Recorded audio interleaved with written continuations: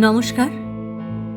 এতদিন শোনাচ্ছিলাম সাহিত্যিক বঙ্কিমচন্দ্র চট্টোপাধ্যায়ের সীতারাম।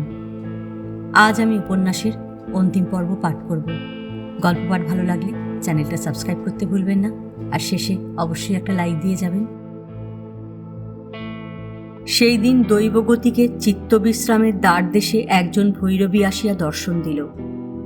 এখন চিত্তবিশ্রাম ক্ষুদ্র প্রমোদগৃহ হইলেও রাজগৃহ। জন কত দ্বারবানও দ্বারদেশে আছে। ভৈরবী দ্বারবানদিগের নিকট পদ ভিক্ষা করিল। দ্বারবানেরা বলিল, এ রাজবাড়ি, এখানে একটি রানী থাকেন, কাহারও যাইবার হুকুম নাই। বলা বাহুল্য যে রাজাদিগের উপরানীরাও ভৃত্যদিগের নিকট রানীর নাম পাইয়া থাকে। ভৈরবী বলিল, আমার তাহা জানা আছে, রাজাও আমায় জানেন, আমার যাইবার নিষেধ নাই, তোমরা গিয়া রাজাকে জানাও। দ্বারবানেরা বলিল, রাজা এখন এখানে নাই, রাজধানী গিয়াছেন। তবে যে রানী এখানে থাকেন তাহাকেই জানাও, তাঁর হুকুমে হইবে না? দ্বারবানেরা মুখ চাওয়াচাই করিল। চিত্ত বিশ্রামের অন্তঃপুরে কখনো কেহ প্রবেশ করিতে পায় নাই। রাজার বিশেষ নিষেধ, রানীরও নিষেধ। রাজার অবর্তমানে দুই একজন স্ত্রীলোক অন্তঃপুরে যাইতে চাহিয়াছিল, কিন্তু রানীকে সংবাদ দেওয়াতে তিনি কাহাকেও আসিতে দিতে নিষেধ করিয়াছিলেন। তবে আবার রানীকে খবর দেওয়া যাইবে কি? তবে এ ভৈরবীটির মূর্তি দেখিয়া ইহাকে মনুষ্য বলিয়া বোধ হয় না। তাড়াইয়া দিলেও যদি কোনো গোলযোগ ঘটে। দ্বারবানেরা ৭-৫ ভাবিয়া পরিচারিকার দ্বারা অন্তঃপুরে সংবাদ পাঠাইল। ভৈরবী আসিতেছে শুনিয়া শ্রী তখনই আসিবার অনুমতি দিল। জয়ন্তী অন্তঃপুরে গেল। দেখিয়া শ্রী বলিল, আসিয়াছ ভালো হইয়াছে। আমার এমন সময় উপস্থিত হইয়াছে যে তোমার পরামর্শ নহিলে চলিতেছে না। জয়ন্তী বলিল, আমি তো এই সময় তোমার সংবাদ লইতে আসিব বলিয়া গিয়াছিলাম। এখন সংবাদ কি বলো? নগরে শুনিলাম রাজ্যের নাকি বড় গোলযোগ, আর তুমি নাকি তার কারণ। টোলে টোলে শুনিয়া আসিলাম ছাত্রেরা সব রঘুর ঊনবিংশ শ্লোক আওড়াইতেছে, ব্যাপারটা কি? শ্রী বলিল, তাই তোমায় খুঁজিতেছিলাম। শ্রী তখন আদ্যপান্ত সকল বলিল। জয়ন্তী বলিল, তবে তোমার অনুষ্ঠেয় কর্ম করিতেছ না কেন? সেটা তো বুঝিতে পারিতেছি না। রাজধানীতে যাও, রাজপরী মধ্যে মহিষী হইয়া বাস করো, সেখানে রাজার প্রধান মন্ত্রী হইয়া তাহাকে স্বধর্মে রাখো, এ তোমারই কাজ।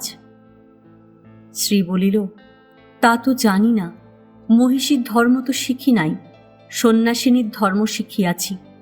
সন্ন্যাসিনীর ধর্ম শিখাইয়াছ, তাই শিখিয়াছি। যাহা জানি না, যাহা পারি না, সেই ধর্ম গ্রহণ করিয়া সব গোল করিব? সন্ন্যাসিনী মহিষী হইলে কি মঙ্গল হইবে? জয়ন্তী ভাবিল, বলিল, তা আমি বলিতে পারি না।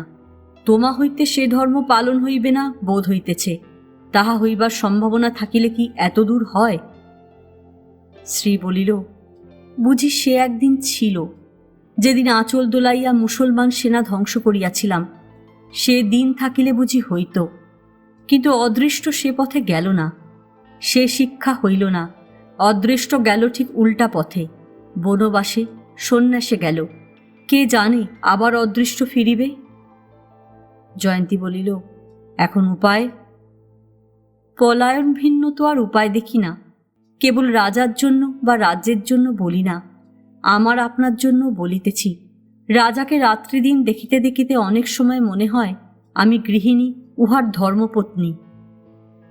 তা তো বটেই, তাতে পুরানো কথা মনে আসে। আবার কি ভালোবাসার ফাঁদে পড়িব? তাই আগেই বলিয়াছিলাম রাজার সঙ্গে সাক্ষাৎ না করাই ভালো। শত্রু রাজা লইয়া 12 জন। জয়ন্তী বলিল, আর 11 জন আপনার শরীরে? ভারী তো সন্ন্যাস সাদিয়াছ দেখিতেছি। যাহা জগদীশ্বরে সমর্পণ করিয়াছিলে তাহা আবার কাড়িয়া লইয়াছ দেখিতেছি। আবার আপনার ভাবনাও ভাবিতে শিখিয়াছ দেখিতেছি। একে কি বলে সন্ন্যাস? তাই বলিতেছিলাম, পলায়নী বিধি কিনা? বিধি বটে। রাজা বলেন আমি পলাইলে তিনি আত্মঘাতী হইবেন।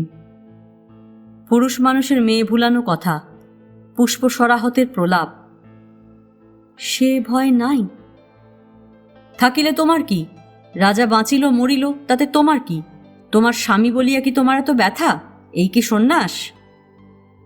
তা হোক না হোক, রাজা মরিলেই কোন সর্বভূতের হিত সাধন হইল? রাজা মরিবে না, ভয় নাই। ছেলে খেলনা হারাইলে কাঁদে, মরে না। তুমি ঈশ্বরে কর্মসন্ন্যাস করিয়া যাহাতে সংযত চিত্ত হইতে পারো তাই করো। তা হইলে এখান হইতে প্রস্থান করিতে হয় এখনই। কি প্রকারে যাই? দারবানেরা ছাড়িবে কেন? তোমার সে গৈরিক, রুদ্রাক্ষ, ত্রিশূল সবই আছে দেখিতেছি। ভৈরবী বেশে পলাও, দারবানেরা কিছু বলিবে না। মনে করিবে তুমি যাইতেছ, তারপর তুমি যাইবে কি প্রকারে? জয়ন্তী হাসিয়া বলিল, হে কি আমার সৌভাগ্য! এতকালের পর আমার জন্য ভাবিবার একটা লোক হইয়াছে। আমি নাই যাইতে পারিলাম, তাতে ক্ষতি কি দিদি? রাজার হাতে পড়িবে? কি জানি, রাজা যদি তোমার উপর ক্রুদ্ধ হন। হইলে আমার কি করিবেন? রাজার এমন কোনো ক্ষমতা আছে কি যে সন্ন্যাসিনীর অনিষ্ট করিতে পারে? জয়ন্তীর উপর স্ত্রীর অনন্ত বিশ্বাস, সুতরাং স্ত্রী আর বাদানুবাদ না করিয়া জিজ্ঞাসা করিল, তোমার সঙ্গে কোথায় সাক্ষাৎ হইবে? তুমি বরাবর গ্রামে যাও, সেখানে রাজার পুরোহিতের সঙ্গে সাক্ষাৎ করিও। তোমার ত্রিশূল আমাকে দাও, আমার ত্রিশূল তুমি নাও। সে গ্রামের রাজার পুরোহিত আমার মন্ত্র শিষ্য। তিনি আমার চিহ্নিত ত্রিশূল দেখিলে তুমি যা বলিবে তাই করিবেন। তাকে বলিও তোমাকে অতি গোপনীয় স্থানে লুকাইয়া রাখেন, কেননা তোমার জন্য বিস্তর খোঁজতল্লাশ হইবে। তিনি তোমাকে রাজপুরীর মধ্যে লুকাইয়া রাখিবেন, সেইখানে তোমার সঙ্গে আমার সাক্ষাৎ হইবে। তখন শ্রী জয়ন্তীর পদধূলি গ্রহণ করিয়া আবার বনবাসে নিষ্ক্রান্ত হইল। দারবানেরা কিছু বলিল না। রামচাঁদ বলিল, ভয়ানক ব্যাপার, লোক অস্থির হয়ে উঠল। শ্যামচাঁদ বলিল, তাই তো দাদা, আর তিলার্ধই রাজ্যে থাকা নয়। রামচাঁদ, তা তুমি তো আজ কতদিন ধরেই যাই যাই করছো, যাও নিজে। শ্যামচাঁদ, যাওয়ারই মধ্যে মেয়ে ছেলে সব নলডাঙা পাঠিয়ে দিয়েছি, তবে আমার কিছু লহনা পড়ে রয়েছে, সেগুলো যতদূর আদায় উসুল করে নিয়ে যাই। আর আদায় উসুল বা করবো কার কাছে? দেনেওয়ালারাও সব ফেরার হয়েছে। রামচাঁদ, আচ্ছা, এ আবার নূতন ব্যাপার কি? কেন এত হাঙ্গামা, তা কিছু জানো? শুনেছি নাকি হাবুজখানায় আর কয়েদি ধরে না, নূতন চালাগুলোতেও ধরে না, এখন নাকি গোহালের গরু বাহির করিয়া কয়েদি রাখছে। শ্যামচাঁদ, ব্যাপারটা কি জানো না? সেই ডাকিনীটা পালিয়েছে। রামচাঁদ, তা শুনেছি। আচ্ছা, সে ডাকিনীটা এত যাগযজ্ঞে কিছুতেই গেল না, এখন আপনি পালালো যে? আপনি কি আর গিয়েছে বলতে গায়ে কাঁটা দেয়, সে নাকি দেবতার তাড়নায় গিয়েছে। সে কি? এই নগরে এক দেবী অধিষ্ঠান করেন, শোনোনি? তিনি কখনো কখনো দেখা দেন, অনেকেই তাকে দেখেছে। কেন, যেদিন ছোট রানীর পরীক্ষা হয় সেদিন তুমি ছিলে না? রামচাঁদ বলিল, হ্যাঁ হ্যাঁ, সেই তিনি। আচ্ছা, বলো দেখি তিনি কে? তা তিনি কি কারোর কাছে আপনার পরিচয় দিতে গিয়েছেন? তবে 5 জন 5 রকম বলছে। কি বলে? শ্যামচাঁদ বলিল, কেউ বলে তিনি এই পুরীর রাজলক্ষ্মী, কেউ বলে তিনি স্বয়ং লক্ষ্মীনারায়ণ জিউর মন্দির হইতে কখনো কখনো রূপ ধারণ করে বার হন, লোকে এমন দেখেছে। কেউ বলে তিনি স্বয়ং দশভুজা, দশভুজার মন্দিরে গিয়ে অন্তর্ধান হতে তাকে নাকি দেখেছে। তাই হবে, নইলে তিনি ভৈরবী বেশ ধারণ করবেন কেন? সে সভায় তো তিনি ভৈরবী বেশে অধিষ্ঠান করেছিলেন। তা যিনি হন, আমাদের অনেক ভাগ্য যে আমরা তাকে সেদিন দর্শন করেছিলাম, কিন্তু রাজার এমনই মতিচ্ছন্ন ধরেছে যে। হ্যাঁ, তারপর ডাকিনীটা গেল কি করে শুনি? সেই দেবী ডাকিনী হতে রাজ্যের অমঙ্গল হচ্ছে দেখে একদিন ভৈরবী বেশে ত্রিশূল ধারণ করে তাকে বধ করতে গেলেন। তারপর? তারপর আর কি, মা রণরঙ্গিনী মূর্তি দেখে সেটা তালগাছ প্রমাণ বিকটাকার মূর্তি ধারণ করে ঘোর গর্জন করতে করতে কোথায় যে আকাশপথে উড়ে গেল, কেউ আর দেখতে পেলে না। রাম বলিল, কে বললে? বললে আর কে, যারা দেখেছে তারাই বলছে। রাজা এমনই সেই ডাকিনীর মায়ায় বদ্ধ যে সেটা গেছে বলে চিত্তবিশ্রামের যত দারবান দাস দাসী সবাইকে ধরে এনে কয়েদ করেছেন। তারাই এই সব কথা প্রকাশ করেছে। তারা বলে, মহারাজ, আমাদের অপরাধ কি? দেবতার কাছে আমরা কি করব? রামচাঁদ বলিল, গল্প কথা নয় তো? শ্যামচাঁদ বলিল, এ কি আর গল্প কথা? কি জানি, হয়তো ডাকিনীটা মরাফোড়া খাবার জন্য রাত্রিতে কোথা বেরিয়েছিল আর আসেনি। এখন রাজার পীড়াপিড়িতে তারা আপনার বাঁচন জন্য একটা রোচে মোচে বলছে। এ কি আর রচা কথা? তারা দেখেছে যে সেটার এমন এমন মূলোর মতো দাঁত, সোনের মতো চুল, বারকোষের মতো চোখ, একটা আস্ত কুমিরের মতো জিভ, দুটো জ্বালার মতো দুটো স্তন, মেঘ গর্জনের মতো নিঃশ্বাস, আর ডাকেতে একেবারে মেদিনী বিদীর্ণ। রাম বলিল, সর্বনাশ, এ তো বড় অদ্ভুত ব্যাপার। রাজার মতিচ্ছন্ন ধরেছে বলছিলে কি? শ্যাম বলিল, তাই বলছি, শোনো না। এই তো গেল নিরাপরাধী বেচারাদের নাহক কয়েদ। তারপর সেই ডাকিনীটাকে খুঁজে ধরে আনবার জন্য রাজা তো দিক বিদিক কত লোকই পাঠাচ্ছেন। এখন সে আপনার স্বস্থানে চলে গেছে। মনুষ্যের সাধ্য কি যে তাকে সন্ধান করে ধরে আনে? কেউ তা পাচ্ছে না। সবাই এসে জোরহাত করে এত্তেলা করছে যে সন্ধান করতে পারলে না। তাতে রাজা কি বলেন? এখন যাই কেউ ফিরে এসে বলছে যে সন্ধান পেলে না, অমনি রাজা তাকে কয়েদে পাঠাচ্ছেন। এই করে হাবুজখানা পরিপূর্ণ। এদিকে রাজপুরুষদের এমনই ভয় লেগেছে যে বাড়ি ঘর দ্বার স্ত্রী পুত্র ছেড়ে পালাচ্ছে। দেখা দেখি নগরের পূজা দোকানদাররাও সব পালাচ্ছে। তা দেবী কি করেন? তিনি কটাক্ষ করিলেই তো এই সকল নিরপরাধী লোক রক্ষা পায়। শ্যাম বলিল, তিনি সাক্ষাৎ ভগবতী। তিনি এইসব ব্যাপার দেখিয়া ভৈরবী বেশে রাজাকে দর্শন দিয়া বলিলেন, রাজা, নিরপরাধী পীড়ন করিও না। নিরপরাধীর পীড়ন করিলে রাজার রাজ্য থাকে না। এদের কোনো দোষ নাই, আমি সেটাকে তাড়াইয়াছি। কেননা সেটা হতে তোমার রাজ্যের অমঙ্গল হতেছিল। দোষ হয়ে থাকে আমারই হয়েছে। দণ্ড করিতে হয় ওদের ছেড়ে দিয়ে আমারই দণ্ড করো। তারপর? তাই বলছিলাম, রাজার বড় মতিচ্ছন্ন ধরেছে। সেটা পালানো অবধি রাজার মেজাজ এমন গরম যে কাক পক্ষী কাছে যেতে পারছে না। তর্কালঙ্কার ঠাকুর কাছে গিয়েছিলেন, বড় রানী কাছে গিয়েছিলেন, গাল খেয়ে পালিয়ে এলেন। সে কি, গুরুকে গালিগালাজ, নির্বংশ হবেন যে? তার কি আর কথা আছে? তারপর শোনো না, গরম মেজাজের প্রথম মহড়াতেই সেই দেবতা গিয়া দর্শন দিয়া ওই কথা বললেন। বলতেই রাজা চক্ষু আরক্ত করিয়া তাকে সহস্তে প্রহার করিতে উদ্যত। তা না করে যা করেছে সে তো আরো ভয়ানক। কি করেছে? শ্যাম বলিল, ঠাকুরানীকে কয়েদ করেছে, আর হুকুম দিয়েছে যে 3 দিনের মধ্যে ডাকিনীকে যদি না পাওয়া যায় তবে সমস্ত রাজ্যের লোকের সম্মুখে সেই দেবীকে উলঙ্গ করে চাঁড়ালের দ্বারা বেত মারিবে। রাম বলিল, হো হো হো হো, দেবতার আবার কি করবে? রাজা কি পাগল হয়েছে? তা মা কি কয়েদে গিয়েছেন নাকি? তাকে কয়েদ করে কার বাপের সাধ্য? শ্যাম বলিল, দেব চরিত্র কার সাধ্য বুঝে? রাজার নাকি রাজ্যভোগের নির্দিষ্টকাল ফুরিয়েছে, তাই মা ছল ধরিয়া এখন স্বধামে গমনের চেষ্টায় আছেন। রাজা কয়েদের হুকুম দিলেন। মা স্বচ্ছন্দে গজেন্দ্র গমনে কারাগার মধ্যে গিয়া প্রবেশ করলেন। শুনিতে পাই রাত্রে কারাগারে মহা কোলাহল উপস্থিত হয়। যত দেবতারা আসিয়া স্তব পাঠ করেন, ঋষিরা আসিয়া বেদ পাঠ মন্ত্রপাঠ করেন। পাহারাওয়ালারা বাহির হইতে শুনিতে পায়, কিন্তু দ্বার খুলিলেই সব অন্তর্ধান। বলা বাহুল্য যে জয়ন্তী নিজেই রাত্রিকালে ঈশ্বরস্তোত্র পাঠ করেন, পাহারাওয়ালারা তাহাই শুনতে পায়। রাম বলিল, তারপর? তারপর এখন আজ সে 3 দিন পড়িল। রাজা ঢেঁড়া দিয়েছেন যে কাল এক মাগী চোরকে বেইজ্জত করিয়া বেত মারা হইবে, যাহার ইচ্ছা হয় দেখিতে আসিতে পারে। শুনো নাই? কি দুর্বুদ্ধি! তর্কালঙ্কার ঠাকুরই বা কিছু বলেন না কেন? বড় রানী বা কিছু বলেন না কেন? দুটো গালাগালির ভয় কি তাঁরা আর কাছে আসিতে পারেন না? তাঁরা নাকি অনেক বলেছেন।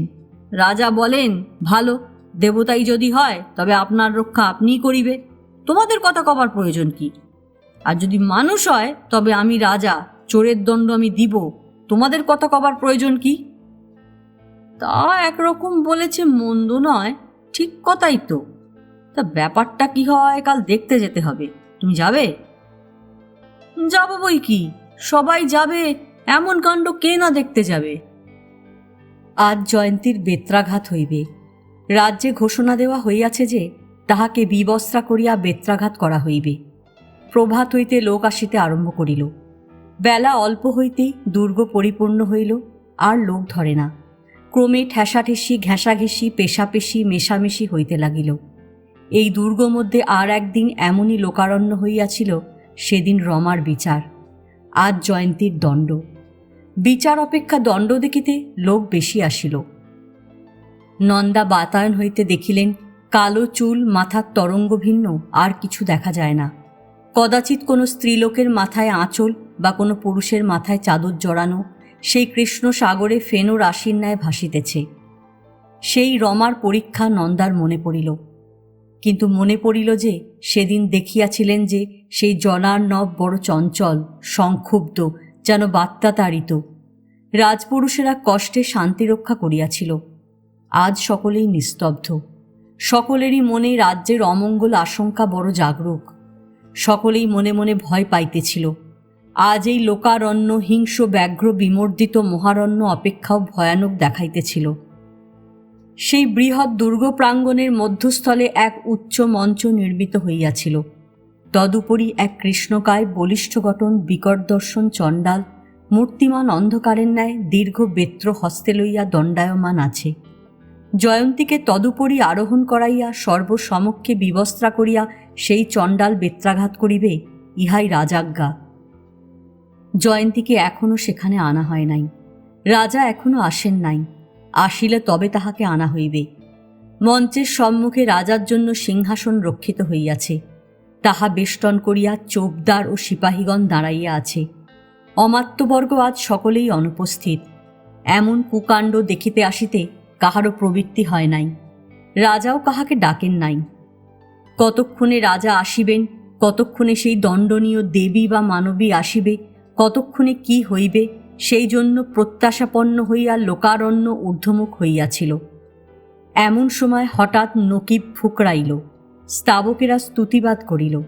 দর্শকেরা জানিল রাজা আসিতেছেন।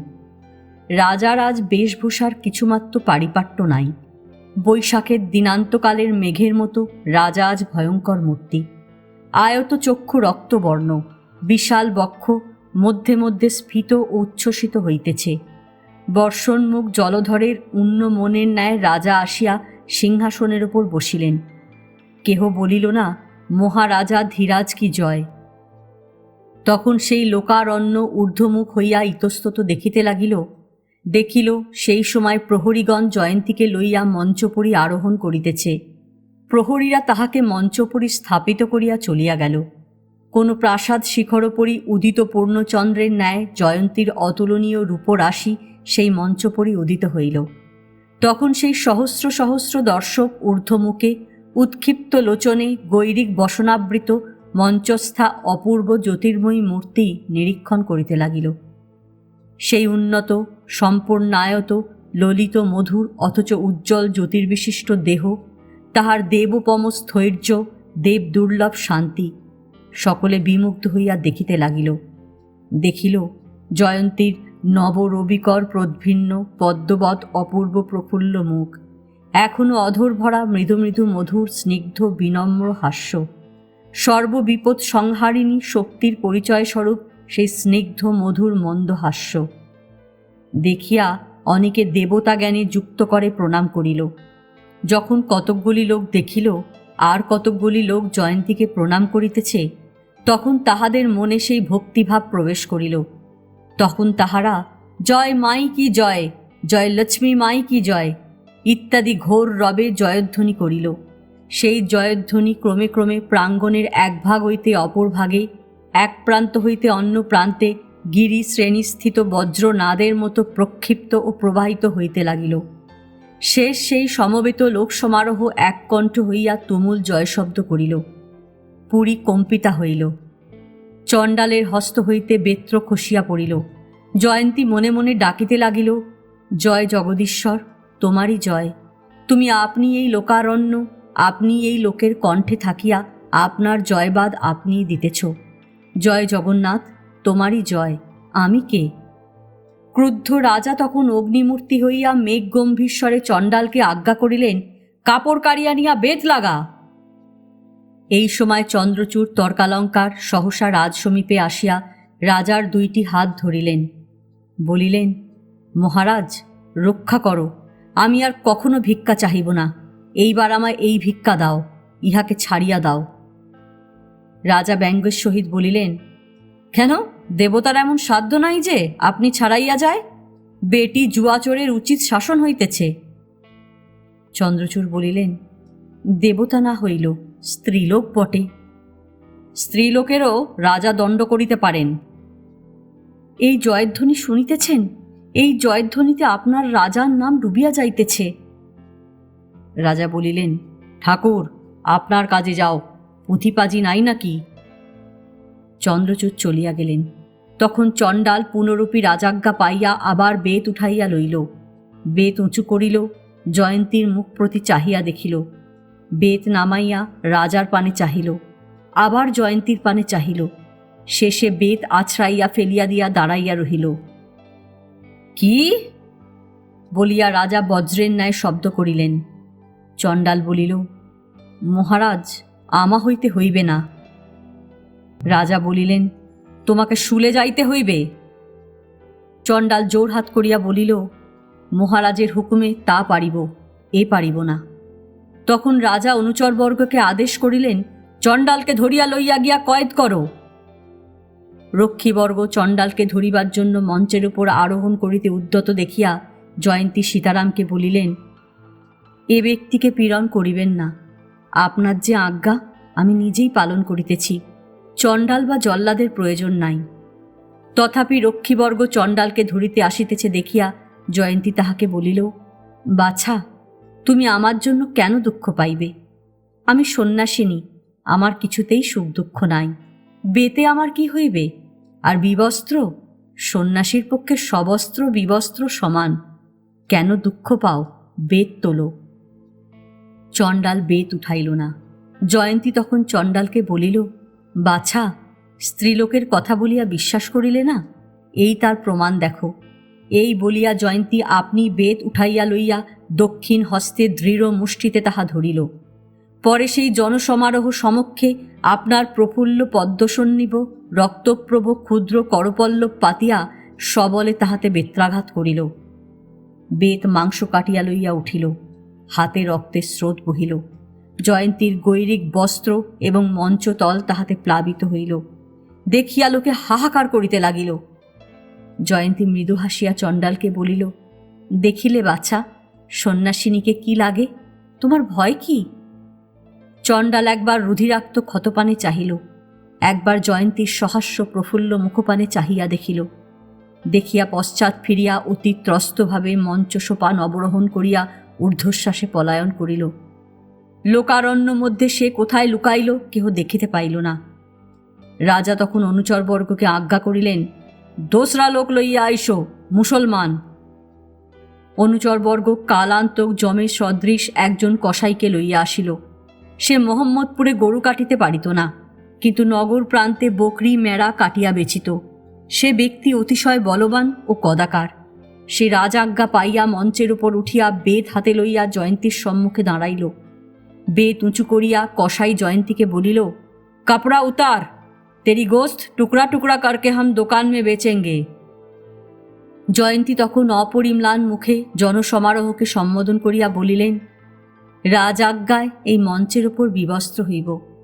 তোমাদের মধ্যে যে সতীপুত্র হইবে, সেই আপনার মাতাকে স্মরণ করিয়া ক্ষণকালের জন্য এখন চক্ষু আবৃত করুক।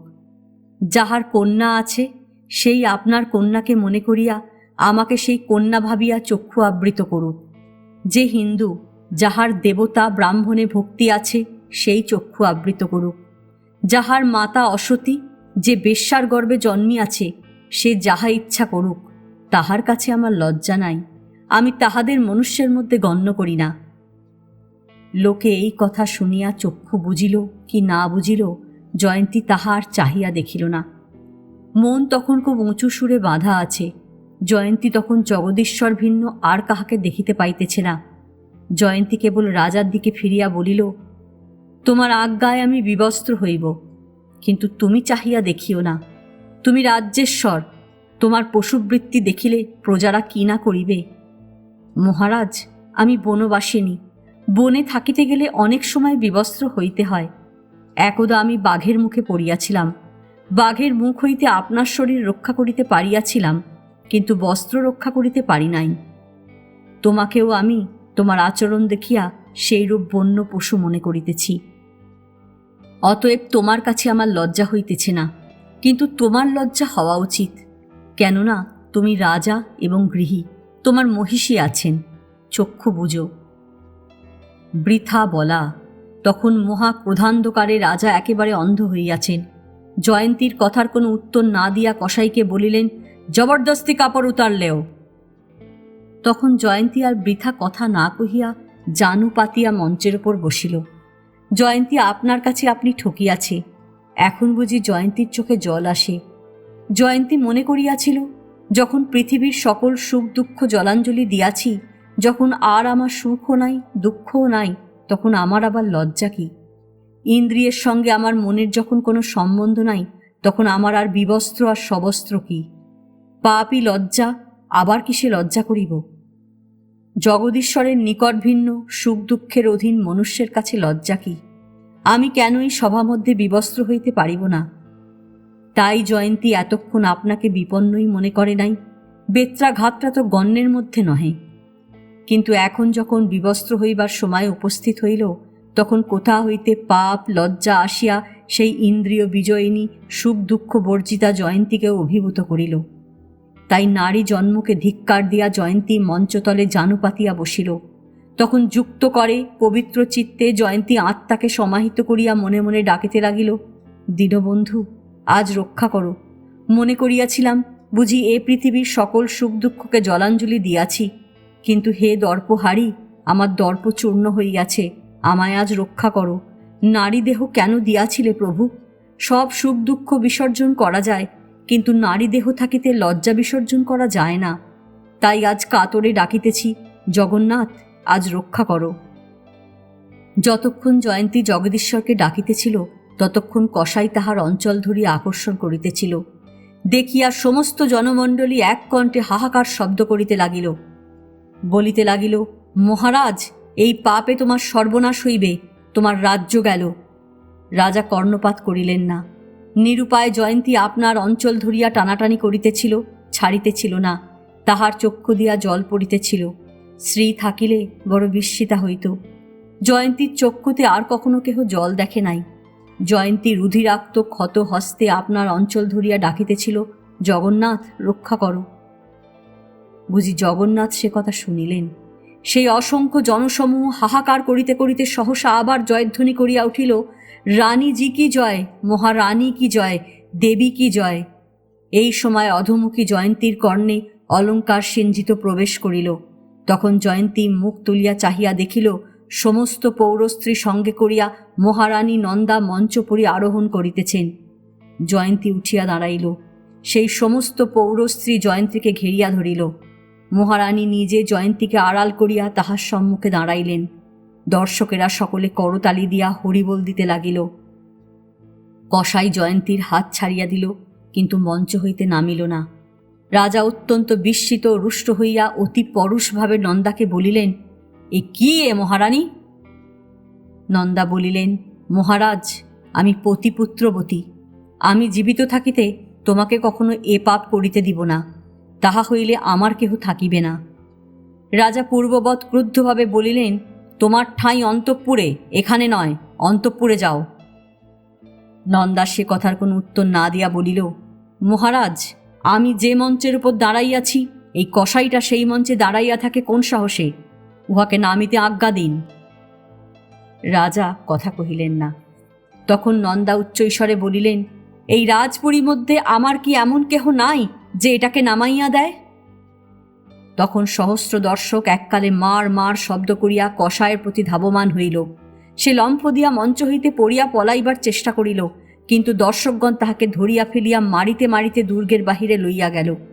পরে অনেক লাঞ্ছনা করিয়া প্রাণমাত্র রাখিয়া ছাড়িয়া দিল। নন্দা জয়ন্তীকে বলিল, মা, দয়া করিয়া অভয় দাও। মা, আমার বড় ভয় হইতেছে, পাছে কোনো দেবতা ছলনা করিতে আসিয়া থাকেন। মা, অপরাধ লইও না, একবার অন্তঃপুরে পায়ের ধুলা দিবে চলো, আমি তোমার পূজা করিব। তখন রানী পৌর স্ত্রীগণ সমবিবাহারে জয়ন্তীকে ঘেরিয়া অন্তঃপুরে লইয়া চলিলেন। রাজা কিছু করিতে না পারিয়া সিংহাসন হইতে উঠিয়া গেলেন। তখন মহা কোলাহলপূর্বক এবং নন্দাকে আশীর্বাদ করিতে করিতে দর্শক মণ্ডলী দুর্গ হইতে নিষ্ক্রান্ত হইল। অন্তঃপুরে গিয়া জয়ন্তী ক্ষণকালও অবস্থিতি করিল না। নন্দা অনেক অনুনয় বিনয় করিয়া স্বহস্তে গঙ্গা জলে জয়ন্তীর পা ধুয়াইয়া সিংহাসনে বসাইতে গেলেন, কিন্তু জয়ন্তী হাসিয়া উড়াইয়া দিল। বলিল, মা, আমি কায় মনোবাক্যে আশীর্বাদ করিতেছি, তোমার মঙ্গল হোক। ক্ষণমাত্র জন্য মনে করিও না যে আমি কোনো প্রকার রাগ বা দুঃখ করিয়াছি। ঈশ্বর না করুন, কিন্তু যদি কখনো তোমার বিপদ পড়ে জানিতে পারিলে আমি আসিয়া তোমার যথাসাধ্য উপকার করিব। কিন্তু রাজপুরীর মধ্যে সন্ন্যাসিনীর ঠাঁই নাই, অতএব আমি চলিলাম। নন্দা এবং পৌরবর্গ জয়ন্তীর পদধূলি লইয়া তাহাকে বিদায় করিল। রাজবাড়ির অন্তঃপুরের কথা বাহিরে যায় বটে, কিন্তু কখনো কখনো ঠিক ঠিক যায় না। স্ত্রীলোকের মুখে মুখে যে কথাটা চলিয়া চলিয়া রটিতে থাকে, সেটা কাজেই মুখে মুখে বড় বাড়িয়া যায়। বিশেষ যেখানে একটু বিস্ময়ের গন্ধ থাকে, সেখানে বড় বাড়িয়া যায়। জয়ন্তী সম্বন্ধে অতি প্রকৃত রটনা পূর্বে যথেষ্টই ছিল। নাগরিক দিকের কথাবার্তায় আমরা দেখিয়াছি। এখন জয়ন্তী রাজপুরীর মধ্যে প্রবেশ করিয়াই বাহির হইয়া চলিয়া গিয়াছিল, এই সোজা কথাটা যেরূপে বাহিরে রটিল, তাহাতে লোকে বুঝিল যে দেবী অন্তঃপুর মধ্যে প্রবেশ করিয়াই অন্তর্ধান হইলেন, আর কেহ তাহাকে দেখিতে পাইল না। কাজেই লোকের দৃঢ় প্রত্যয় হইল যে তিনি নগরের অধিষ্ঠাত্রী এবং রক্ষাকর্ত্রী দেবতা। রাজাকে ছলনা করিয়া এক্ষণে ছল পাইয়া রাজ্য পরিত্যাগ করিয়া গিয়াছেন, অতএব রাজ্য আর থাকিবে না। দুর্ভাগ্যক্রমে এই সময় জনরব উঠিল যে মুর্শিদাবাদ হইতে নবাবী ফৌজ আসিতেছে। কাজেই রাজধ্বংস যে অতি নিকট, সে বিষয়ে আর বড় বেশি লোকের সন্দেহ রহিল না। তখন নগর মধ্যে বোঁচকা বাঁধিবার বড় ধুম পড়িয়া গেল। অনেকেই নগর ত্যাগ করিয়া চলিল। সীতারাম এ সকলের কোনো সংবাদ না রাখিয়া চিত্ত বিশ্রামে গিয়া একাকী বাস করিতে লাগিলেন। এখন তাহার চিত্তে ক্রোধই প্রবল। সে ক্রোধ সর্বব্যাপক, সর্বগ্রাসক। অন্যকে ছাড়িয়া ক্রোধ স্ত্রীর উপরেই অধিক প্রবল হইল। উদ্ভ্রান্ত চিত্তে সীতারাম কতকগুলি নিজ ব্যবসায়ী নিচাশয় অনুচরবর্গকে আদেশ করিলেন, রাজ্যের যেখানে যেখানে যে সুন্দরী স্ত্রী আছে, আমার জন্য চিত্ত বিশ্রামে লইয়া আইসো। তখন দলে দলে সেই পামরেরা চারিদিকে ছুটিল। যে অর্থের বশীভূতা তাহাকে অর্থ দিয়া লইয়া আসিল, যে সাধ্যী তাহাকে বলপূর্বক আনিতে লাগিল। রাজ্যে হাহাকারের উপর আবার হাহাকার পড়িয়া গেল। এই সকল দেখিয়া শুনিয়া চন্দ্রচূড় ঠাকুর এবার কাহাকে কিছু না বলিয়া তল্পি বাঁধিয়া মুটের মাথায় দিয়া তীর্থযাত্রা করিলেন। ইহজীবনে আর মোহাম্মদপুরে ফিরিলেন না। পথে যাইতে যাইতে চাঁদ শাহ ফকিরের সঙ্গে তাহার সাক্ষাৎ হইল। ফকির জিজ্ঞাসা করিল, ঠাকুরজি কোথায় যাইতেছেন? কাশী। আপনি কোথায় যাইতেছেন? ফকির বলিল, মক্কা। চন্দ্রচূড় বলিলেন, তীর্থযাত্রায়? ফকির বলিল, যে দেশে হিন্দু আছে সে দেশে আর থাকিব না, এই কথা সীতারাম শিখাইয়াছে। জয়ন্তী প্রসন্ন মনে মোহাম্মদপুর হইতে নির্গত হইল। দুঃখ কিছুই নাই, মনে বড় সুখ। পথে চলিতে চলিতে মনে মনে ডাকিতে লাগিল, জয় জগন্নাথ, তোমার দয়া অনন্ত, তোমার মহিমার পার নাই। তোমাকে যে না জানে, যে না ভাবে, সেই ভাবে বিপদ। বিপদ কাহাকে বলে প্রভু, তাহা বলিতে পারি না। তুমি যাহাতে আমাকে ফেলিয়াছিলে তাহা পরম সম্পদ। আমি এতদিন এমন করিয়া বুঝিতে পারি নাই যে আমি ধর্মভ্রষ্টা। কেননা আমি বৃথা গর্বে গর্বিতা, বৃথা অভিমানে অভিমানিনী, অহংকার বিমূঢ়া। অর্জুন ডাকিয়াছিলেন, আমিও ডাকিতেছি, প্রভু শিখাও, প্রভু শাসন করো। জয়ন্তী জগদীশ্বরকে সম্মুখে রাখিয়া তাঁর সঙ্গে কথোপকথন করিতে শিখিয়াছিল। মনের সকল কথা খুলিয়া বিশ্ব পিতার নিকট বলিতে শিখিয়াছিল। বালিকা যেমন মা বাপের নিকট আবদার করে, জয়ন্তীও তেমনি সেই পরম পিতামাতার নিকট আবদার করিতে শিখিয়াছিল। এখন জয়ন্তী একটা আবদার লইল। আবদার সীতারামের জন্য। সীতারামের যে মতিগতি, সীতারাম তো উৎসন্ন যায়, বিলম্ব নাই। তার কি রক্ষা নাই? অনন্ত দয়ার আধারে তাহার জন্য কি একটু দয়া নাই?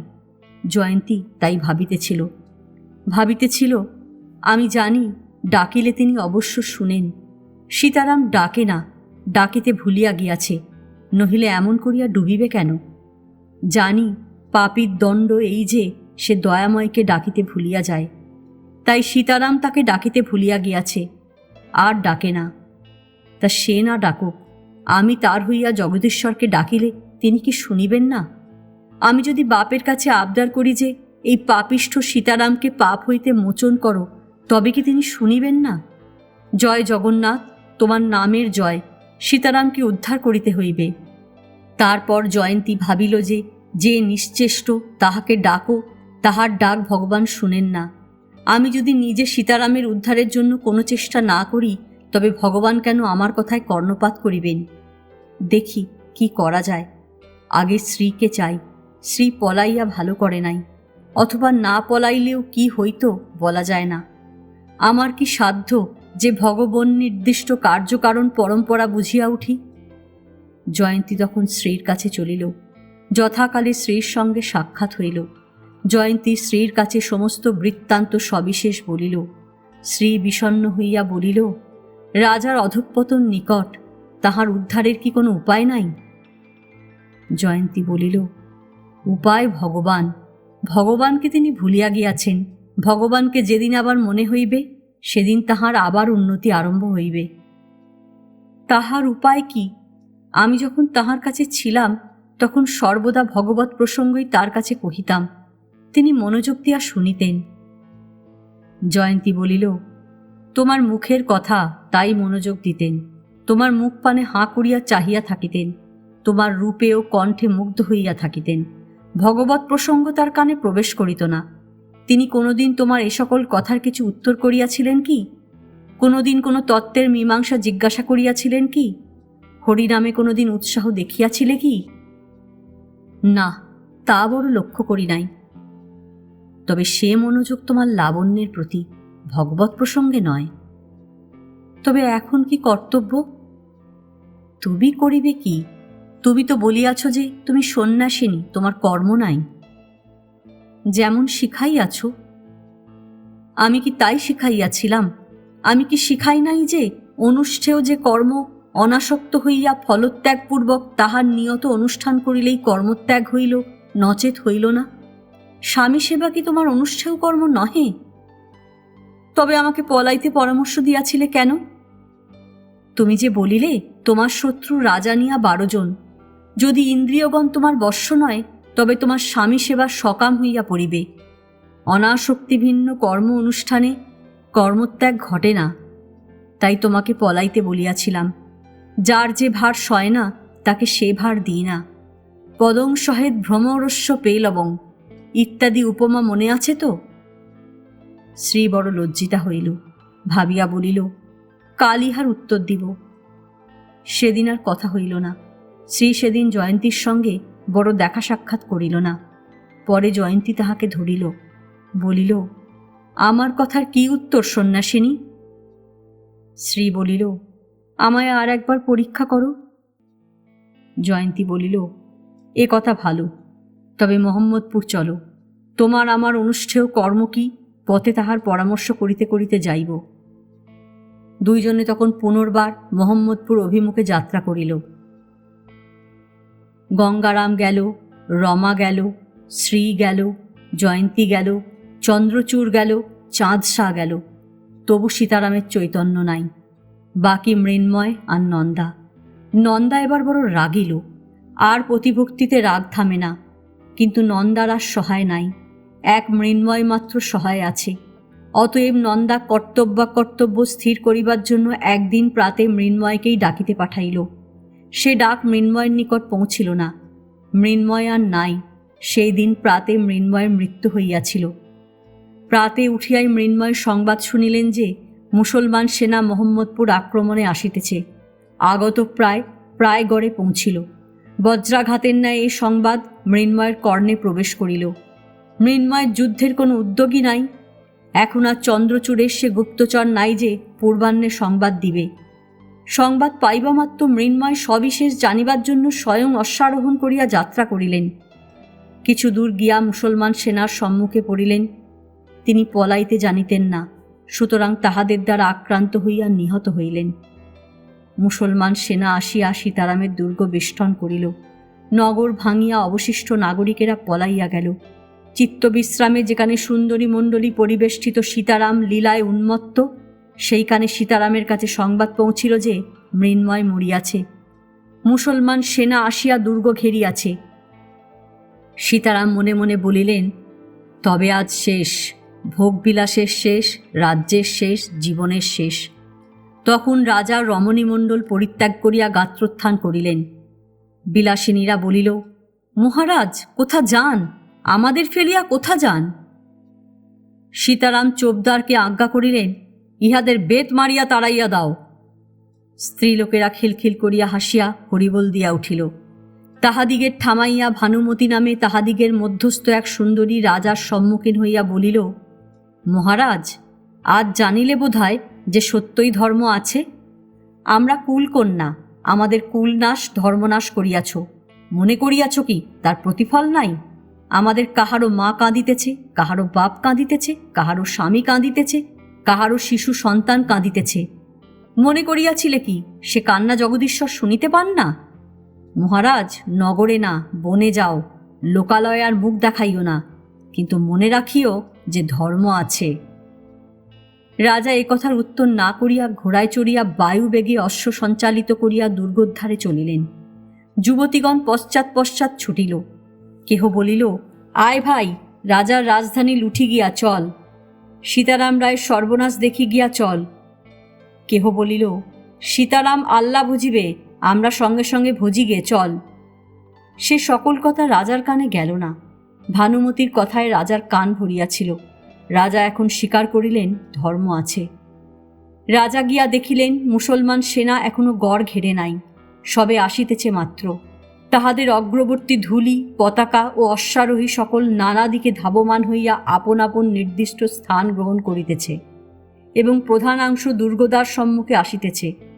সীতারাম দুর্গ মধ্যে প্রবেশ করিয়া দ্বার রুদ্ধ করিলেন।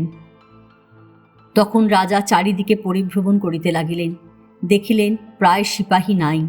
বলা বাহুল্য যে তাহারা অনেক দিন বেতন না পাইয়া ইতিপূর্বে পলায়ন করিয়াছিল। যে কয়জন বাকি ছিল তাহারা মৃন্ময়ের মৃত্যু ও মুসলমানের আগমন বার্তা শুনিয়া সরিয়া পড়িয়াছে। 2-4 জন ব্রাহ্মণ বা রাজপুত অত্যন্ত প্রভুভক্ত, একবার নুন খাইলে আর ভুলিতে পারে না, তাহারাই আছে। গনিয়া গাঁথিয়া তাহারা জোর 50 জন হইবে। রাজা মনে মনে কহিলেন, অনেক পাপ করিয়াছি, ইহাদের প্রাণদান করিব, ধর্ম আছে। রাজা দেখিলেন রাজকর্মচারীরা কেহই নাই, সকলেই আপন আপন ধন প্রাণ লইয়া সরিয়া পড়িয়াছে। ভৃত্যবর্গ কেহ নাই। 2-1 জন অতি পুরাতন দাসদাসী প্রভুর সঙ্গে একত্রে প্রাণ পরিত্যাগে কৃতসংকল্প হইয়া শাস্ত্রলোচনে অবস্থিতি করিতেছে। রাজা তখন অন্তঃপুরে গিয়া দেখিলেন জ্ঞাতি কুটুম্ব আত্মীয় স্বজন যে যে পুরী মধ্যে বাস করিত সকলেই যথাকালে আপন আপন প্রাণ লইয়া প্রস্থান করিয়াছে। সেই বৃহৎ রাজভবন আজ অরণ্য তুল্য, জনশূন্য, নিঃশব্দ, অন্ধকার। রাজার চক্ষুতে জল আসিল। রাজা মনে জানিতেন নন্দা কখনো যাইবে না, তাহার যাইবারও স্থান নাই। তিনি চক্ষু মুচিতে মুচিতে নন্দার সন্ধানে চলিলেন। তখন গুড়ুম গুড়ুম করিয়া মুসলমানের কামান ডাকিতে লাগিল। তাহারা আসিয়া গড় ঘেরিয়া প্রাচীর ভাঙিবার চেষ্টা করিতেছে। মহা কোলাহল অন্তঃপুর হইতে শোনা যাইতে লাগিল। রাজা নন্দার ভবনে গিয়া দেখিলেন নন্দা ধুলায় পড়িয়া শুইয়া আছে। চারিপাশে তাহার পুত্র কন্যা এবং রমার পুত্র বসিয়া কাঁদিতেছে। রাজাকে দেখিয়া নন্দা বলিল, হায় মহারাজ, এ কি করিলে? রাজা বলিলেন, যাহা অদৃষ্টে ছিল তাই করিয়াছি। আমি প্রথমে পতিঘাতিনী বিবাহ করিয়াছিলাম, তাহার কুহকে পড়িয়া এই মৃত্যুবুদ্ধি উপস্থিত হইয়াছে। সে কি মহারাজ? শ্রী? শ্রীর কথাই বলিতেছি। যাহাকে আমরা ডাকিনী বলিয়া জানিতাম সে শ্রী, এতদিন বলো নাই কেন মহারাজ? নন্দার মুখ সে আসন্ন মৃত্যুকালেও প্রফুল্ল হইল। রাজা বলিলেন, বলিয়াই কি হইবে? ডাকিনী হোক শ্রী হোক, ফল একই হইয়াছে, মৃত্যু উপস্থিত। মহারাজ, শরীর ধারণে মৃত্যু আছেই, সেজন্য দুঃখ করি না। তবে তুমি লক্ষ যোদ্ধার নায়ক হইয়া যুদ্ধ করিতে করিতে মরিবে, আমি তোমার অনুগামিনী হইব, তাহা অদৃষ্টে ঘটিল না কেন? রাজা বলিলেন, লক্ষ যোদ্ধা আমার নাই, 100 যোদ্ধাও নাই, কিন্তু আমি যুদ্ধে মরিব, তাহা কেহ নিবারণ করিতে পারিবে না। আমি এখনই ফটক খুলিয়া মুসলমান সেনা মধ্যে একাই প্রবেশ করিব, তোমাকে বলিতে ও হাতিয়ার লইতে আসিয়াছি। নন্দার চক্ষুতে বড় ভারী বেগে স্রোত বহিতে লাগিল, কিন্তু নন্দা তাহা মুছিল। বলিল, মহারাজ, আমি যদি ইহাতে নিষেধ করি তবে তোমার দাসী হইবার যোগ্য নহি। তুমি যে প্রকৃতিস্থ হইয়াছ, ইহাই আমার বহু ভাগ্য। আর যদি 2 দিন আগে হইতে। তুমিও মরিবে মহারাজ, আমিও মরিব, তোমার অনুগমন করিব। কিন্তু ভাবিতেছি এই অপগণ্ডগুলির কি হইবে, ইহারা যে মুসলমানের হাতে পড়িবে। এবার নন্দা কাঁদিয়া ভাসাইয়া দিল। রাজা বলিলেন, তাই তোমার মরা হইবে না, ইহাদিগের জন্য তোমাকে থাকিতে হইবে। আমি থাকিলেই বা উহারা বাঁচিবে কি প্রকারে? নন্দা, এত লোক পলাইল, তুমি পলাইলে না কেন? তাহা হইলে ইহারা রক্ষা পাইত। তোমার মহিষী হইয়া আমি কার সঙ্গে পলাইব মহারাজ? তোমার পুত্র কন্যা আমি তোমাকে না বলিয়া কাহার হাতে দিব? পুত্র বলো কন্যা বলো, সকলই ধর্মের জন্য। আমার ধর্ম তুমি, আমি তোমাকে ফেলিয়া পুত্রকন্যা লইয়া কোথায় যাইব? কিন্তু এখন উপায়? এখন আর উপায় নাই। অনাথা দেখিয়া মুসলমান যদি দয়া করে, না করে জগদীশ্বর যাহা করিবেন তাহাই হইবে। মহারাজ, রাজার ঔরসে ইহাদের জন্ম, রাজকুলের সম্পদ বিপদ উভয়ই আছে, তজ্জন্য আমার তেমন চিন্তা নাই। পাছে তোমায় কেহ কাপুরুষ বলে, আমার সেই বড় ভাবনা। তবে বিধাতা যাহা করিবেন তাহাই হইবে, ইহজন্মে তোমার সঙ্গে এই দেখা। এই বলিয়া আর কোনো কথা না কহিয়া রাজা শয্যার্থ অস্ত্রগৃহে গেলেন। নন্দা বালক বালিকাদিগকে সঙ্গে লইয়া রাজার সঙ্গে অস্ত্রগৃহে গেলেন। রাজা রণশয্যায় আপনাকে বিভূষিত করিতে লাগিলেন। নন্দা বালক বালিকাগুলি লইয়া চক্ষু মুছিতে মুছিতে দেখিতে লাগিল। যোদ্ধিবেশ পরিধান করিয়া সর্বাঙ্গে অস্ত্র বাঁধিয়া সীতারাম আবার সীতারামের মতো শোভা পাইতে লাগিল। তিনি তখন বীর দর্পে মৃত্যু কামনায় একাকী দুর্গ দ্বারাভিমুখে চলিলেন। নন্দা আবার মাটিতে পড়িয়া কাঁদিতে লাগিল। একাকী দুর্গদ্বারে যাইতে দেখিলেন যে বেদিতে জয়ন্তীকে বেত্রাঘাতের জন্য আরূঢ় করিয়াছিলেন, সেই বেদিতে 2 জনকে বসিয়া রহিয়াছে। সেই মৃত্যুকামী যোদ্ধারও হৃদয়ে ভয় সঞ্চার হইল। শশব্যস্তে নিকটে আসিয়া দেখিলেন, ত্রিশূল হস্তে গৈরিক ভস্য রুদ্রাক্ষ বিভূষিতা জয়ন্তী পা ঝুলাইয়া বসিয়া আছে। তাহার পাশে সেই রূপ ভৈরবী বেশে শ্রী। রাজা তাহাদিগকে সেই বিষম সময় তাহার আসন্ন কালে সেই বেশে সেই স্থানে সমাসীনা দেখিয়া কিছু ভীত হইলেন। বলিলেন, তোমরা আমার এই আসন্ন কালে এখানে আসিয়া কেন বসিয়া আছো? তোমাদের এখনো কি মনস্কামনা সিদ্ধ হয় নাই? জয়ন্তী ঈষৎ হাসিল। রাজা দেখিলেন শ্রী গদগদ কণ্ঠে সজল লোচন কথা কহিবে ইচ্ছা করিতেছে, কিন্তু কথা কহিতে পারিতেছে না। রাজা তাহার মুখপানে চাহিয়া রহিলেন। শ্রী কিছু বলিল না। রাজা তখন বলিলেন, শ্রী, তোমারই অদৃষ্ট ফলিয়াছে, তুমিই আমার মৃত্যুর কারণ। তোমাকে প্রিয় প্রাণহন্ত্রী বলিয়া আগে ত্যাগ করিয়া ভালোই করিয়াছিলাম, এখন অদৃষ্ট ফলিয়াছে, আর কেন আসিয়াছ? শ্রী বলিল, আমার অনুষ্ঠেয় কর্ম আছে, তাহা করিতে আসিয়াছি। আজ তোমার মৃত্যু উপস্থিত, আমি তোমার সঙ্গে মরিতে আসিয়াছি। সন্ন্যাসিনী কি অনুমৃতা হয়? সন্ন্যাসী হোক আর গৃহী হোক, মরিবার অধিকার সকলেরই আছে। রাজা বলিলেন, সন্ন্যাসীর কর্ম নাই, তুমি কর্মত্যাগ করিয়াছ। তুমি আমার সঙ্গে মরিবে কেন? আমার সঙ্গে নন্দা যাইবে প্রস্তুত হইয়াছে। তুমি সন্ন্যাস ধর্ম পালন করো। মহারাজ, যদি এতকাল আমার উপর রাগ করেন নাই, তবে আজ আর রাগ করিবেন না। আমি আপনার কাছে যে অপরাধ করিয়াছি তা এই আপনার আর আমার আসন্ন মৃত্যুকালে বুঝিয়াছি। এই আপনার পায়ে মাথা দিয়া, এই বলিয়া শ্রী মঞ্চ হইতে নামিয়া সীতারামের চরণের ওপর পড়িয়া উচ্চ ঈশ্বরে বলিতে লাগিল, এই তোমার পায়ে হাত দিয়া বলিতেছি, আমি আর সন্ন্যাসিনী নই। আমার অপরাধ ক্ষমা করিবে, আমায় আবার গ্রহণ করিবে। তোমায় তো বড় আদরেই গ্রহণ করিয়াছিলাম, এখন আর তো গ্রহণের সময় নাই। সময় আছে, আমার মরিবার সময় যথেষ্ট আছে। তুমিই আমার মহিষী। শ্রী রাজার পদধূলি গ্রহণ করিল। জয়ন্তী বলিল, আমি ভিখারিণী, আশীর্বাদ করিতেছি, আজ হইতে অনন্তকাল আপনারা উভয়ে জয়যুক্ত হইবেন। সীতারাম বলিল, মা, তোমার নিকট আমি বড় অপরাধী। তুমি যে আজ আমার দুর্দশা দেখিতে আসিয়াছ তাহা মনে করি না। তোমার আশীর্বাদেই বুঝিতেছি তুমি যথার্থ দেবী। এখন আমায় বলো, তোমার কাছে কি প্রায়শ্চিত্ত করিলে তুমি প্রসন্ন হও?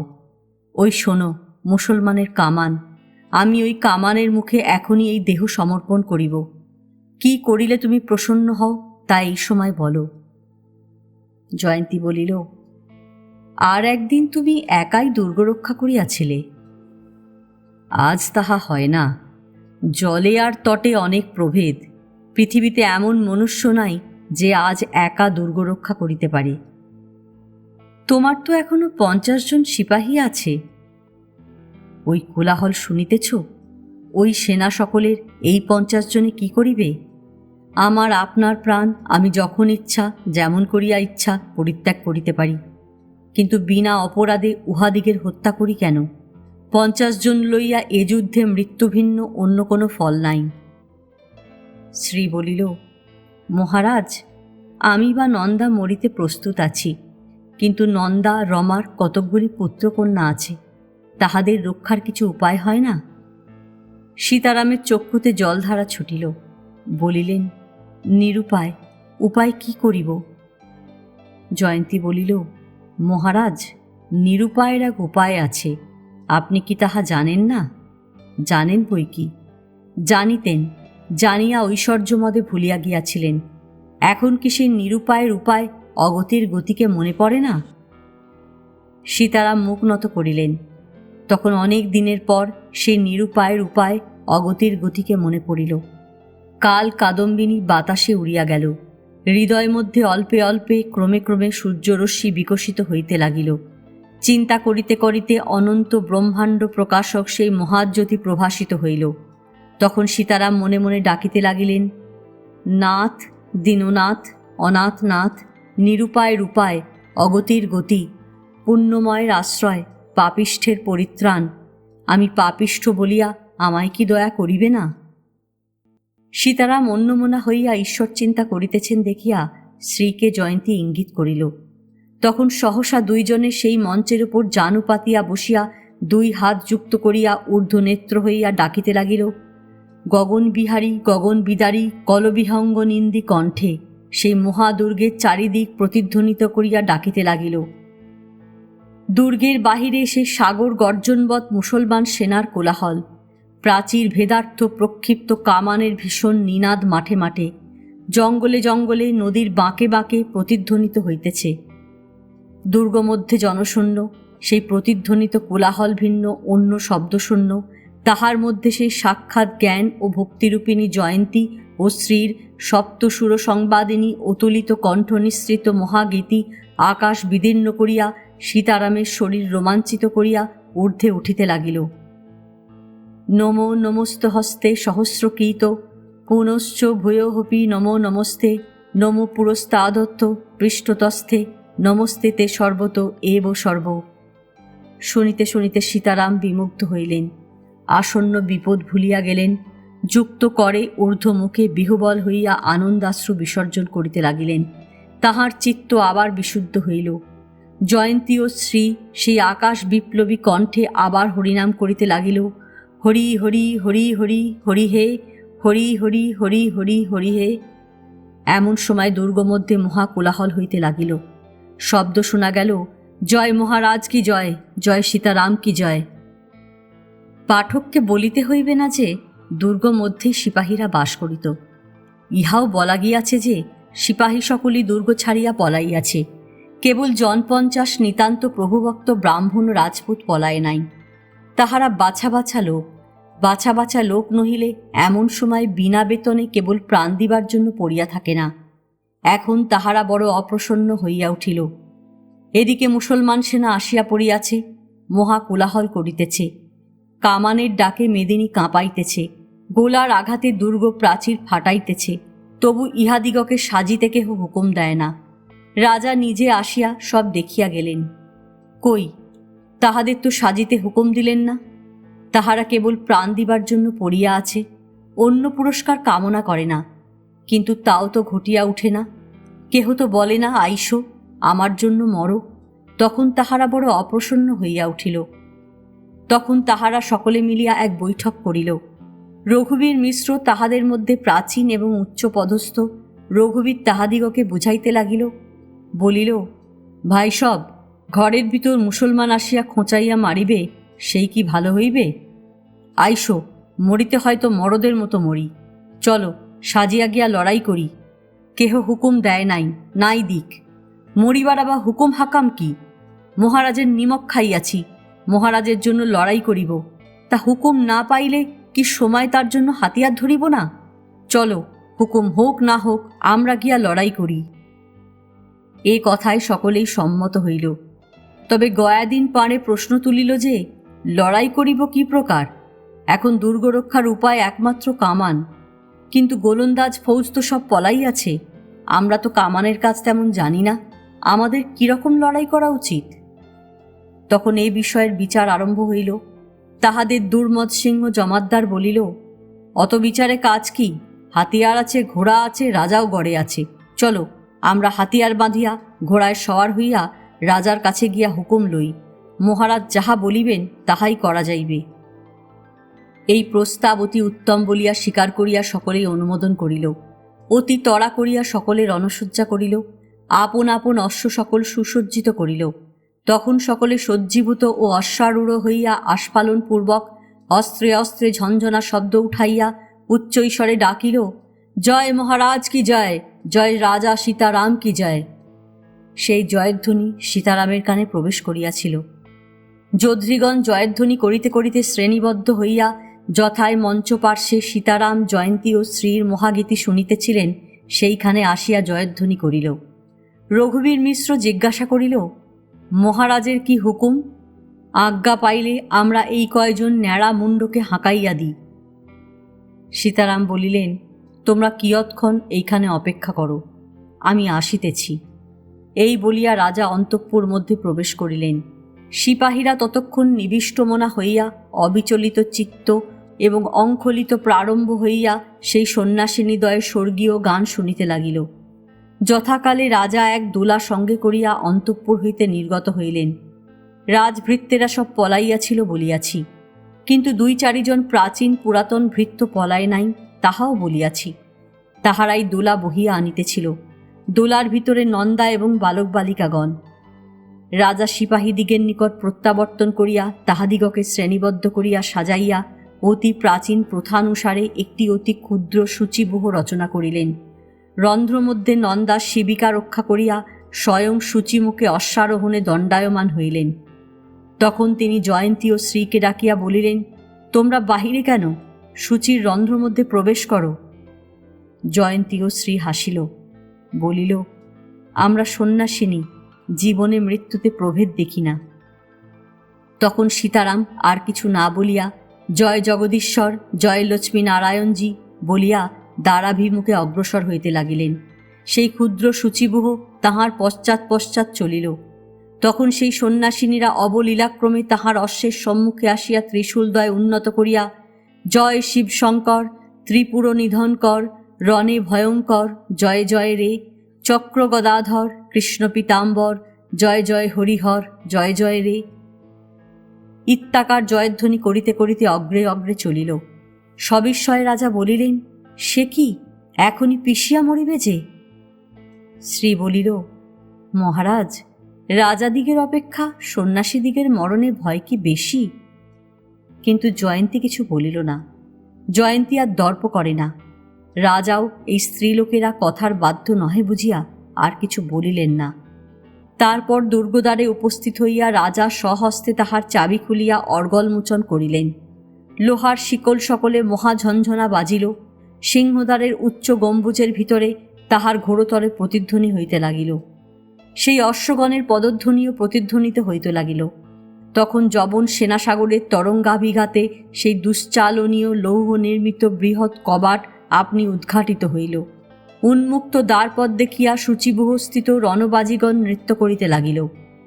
এদিকে যেমন বাঁধ ভাঙিলে বন্যার জল পার্বত্য জলপ্রপাতের মতো ভীষণ বেগে প্রবাহিত হয়, মুসলমান সেনা দুর্গদ্বার মুক্ত পাইয়া তেমনি বেগে ছুটিল।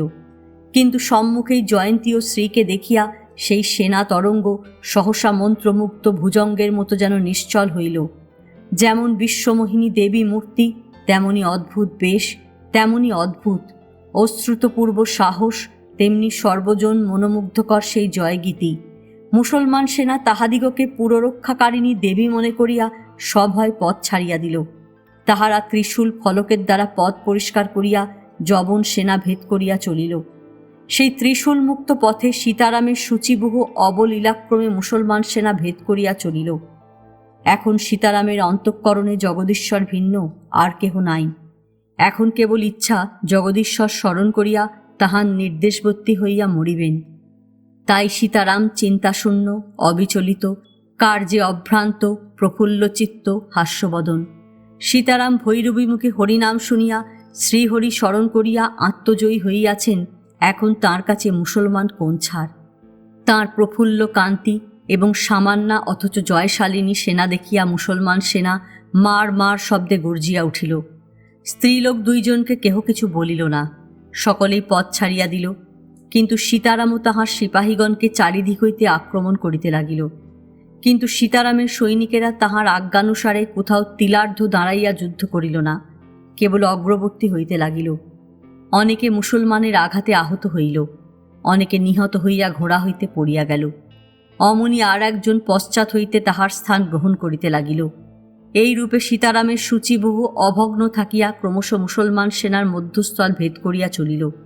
সম্মুখে জয়ন্তী ও শ্রী পথ করিয়া চলিল। সিপাহীদিগের উপর যে আক্রমণ হইতে লাগিল তাহা ভয়ানক। কিন্তু সীতারামের দৃষ্টান্তে, উৎসাহ বাক্যে, অধ্যবসায় এবং শিক্ষার প্রভাবে তাহারা সকল বিঘ্ন জয় করিয়া চলিল। পার্শ্বে দৃষ্টি না করিয়া যে সম্মুখে গতিরোধ করে তাহাকেই আহত নিহত অশ্বচরণ বিদলিত করিয়া সম্মুখে তাহারা অগ্রসর হইতে লাগিল। এই অদ্ভুত ব্যাপার দেখিয়া মুসলমান সেনাপতি সীতারামের গতিরোধ করার জন্য একটা কামান সূচিবহের সম্মুখ দিকে পাঠাইলেন। ইতিপূর্বেই মুসলমানেরা দুর্গ প্রাচীর ভগ্ন করিবার জন্য কামান সকল তদুপযুক্ত স্থানে পাতিয়াছিল।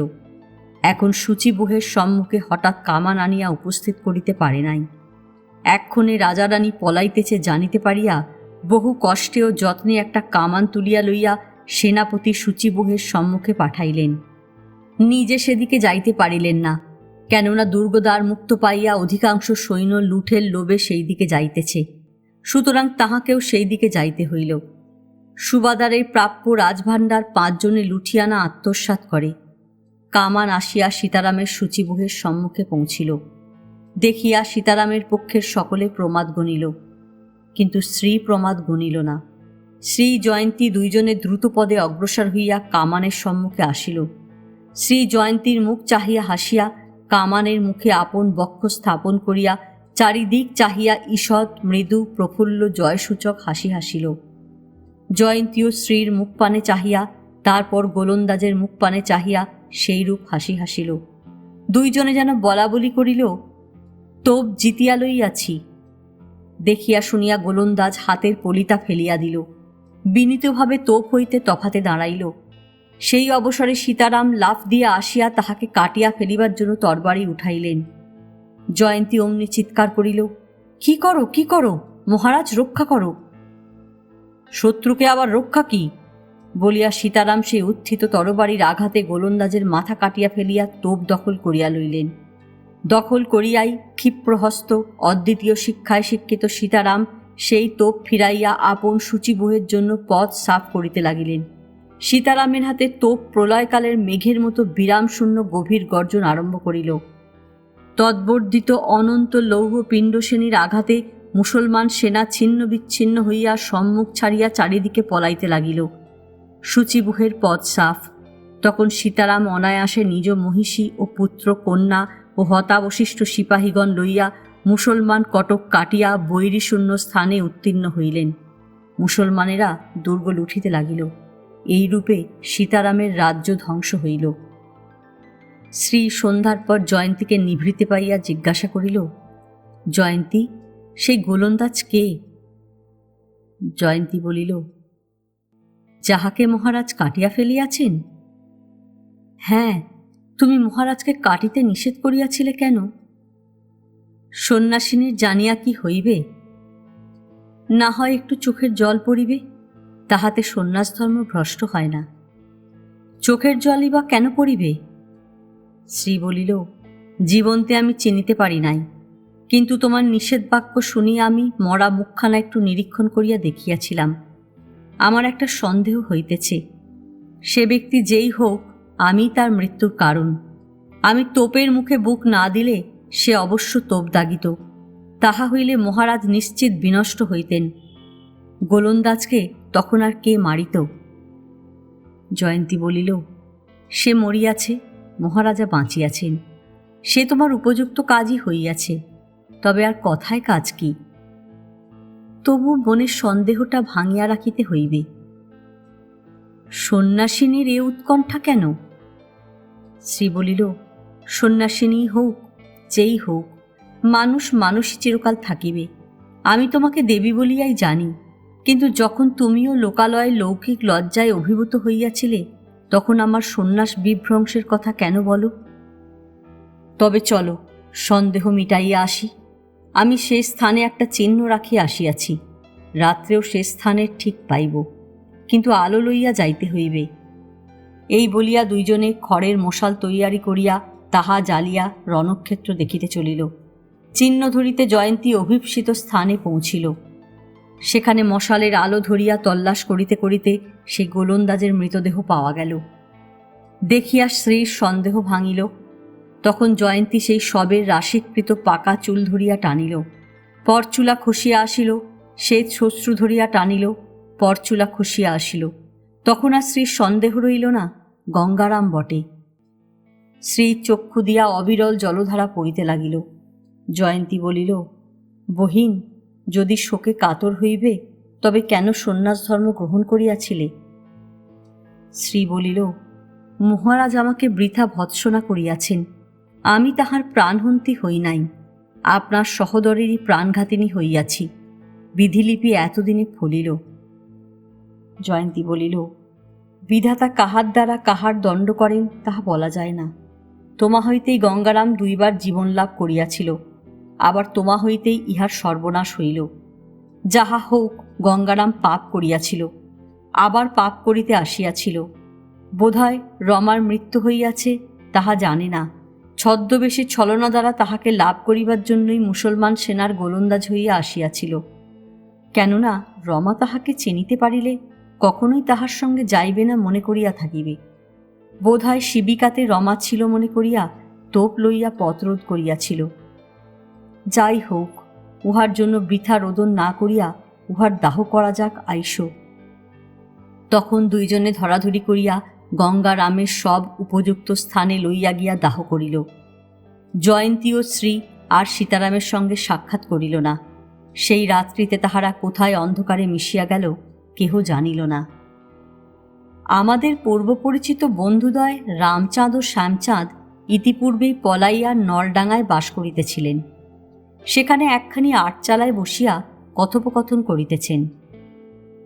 রামচাঁদ, কেমন হে ভায়া, মোহাম্মদপুরের খবরটা শুনেছ? শ্যামচাঁদ, আগে হ্যাঁ, সে তো জানাই ছিল। গড় টর সব মুসলমানের দখল করে লুটপাট করে নিয়েছে। রাম, রাজা রানীর কি হলো কিছু ঠিক খবর রাখো? শ্যাম: শোনা যাচ্ছে তাদের নাকি বেঁধে মুর্শিদাবাদ চালান দিয়েছে, সেখানে নাকি তাদের শুলে দিয়েছে। রাম: আমিও শুনেছি তাই বটে, তবে কিনা শুনতে পাই যে তারা পথে বিষ খেয়েছেন, তারপর মরা দুটো নিয়ে গিয়ে বেটারা শুলে চড়িয়ে দিয়েছে। শ্যাম: কত লোকেই কত রকম বলে, আবার কেউ কেউ বলে রাজা রানী নাকি ধরা পড়ে নাই, সেই দেবতা এসে তাদের বার করে নিয়ে গিয়েছেন, তারপর নেড়ে বেটারা জাল রাজা রানী সাজাইয়া মুর্শিদাবাদ নিয়ে গিয়ে শুলে দিয়েছে। রাম: তুমিও যেমন, ওসব হিন্দুদের রচা কথা, উপন্যাস মাত্র। শ্যাম: তা এটা উপন্যাস না ওটা উপন্যাস, তার ঠিক কি? ওটা না হয় মুসলমানের রচা। তা যাক গিয়ে, আমরা আদার ব্যাপারী, জাহাজের খবরে কাজ কি? আপনার আপনার প্রাণ নিয়ে যে বেঁচে এছি এই ঢের, এখন তামাকটা ঢেলে সাজো দেখি। রামচাঁদ ও শ্যামচাঁদ তামাক ঢালিয়া সাজিয়া খাইতে থাকুক, আমরা ততক্ষণে গ্রন্থ সমাপন করি। এই উপন্যাস এখানেই শেষ। গল্প পাঠ ভালো লাগলে লাইক, শেয়ার, কমেন্টস করতে ভুলবেন না। এখনও যারা আমার চ্যানেলটা সাবস্ক্রাইব করেননি তাদের সকলের কাছে অনুরোধ রইল, প্লিজ আমার চ্যানেলটা সাবস্ক্রাইব করে নেবেন। পাশে যে বেল নোটিফিকেশনটা আছে সেটা অবশ্যই প্রেস করে দেবেন। আজকের মতন নমস্কার।